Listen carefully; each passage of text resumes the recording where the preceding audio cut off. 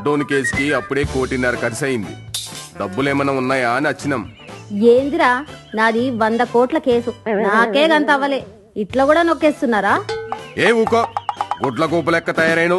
నానా ఈడికి డబ్బులిస్తే ఊకోను, నన్ను తీహార్కి పంపలే, ఇన్ని చెర్లపల్లికో చంచల్గూడకో పంపించాయి, అప్పుడు గాని బుద్ధి రాదు. కార్లు రేసులు ఈడి ముఖానికి అదొక్కటే తక్కువ.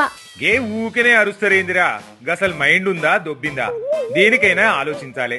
ఈ రెంటిలా ఏది బెస్టో గది ముందే ఎంక్వైరీ చేయరి. అంతేనా నాన్న? ఇక నువ్వింత అమాయకుడు అయితే గెట్లరా? నువ్వెవరు? కేసీఆర్ కొడుకువి, గెట్లుండాలే? మన కథలో నీకో నీతి చెబుతా ఇనుకో.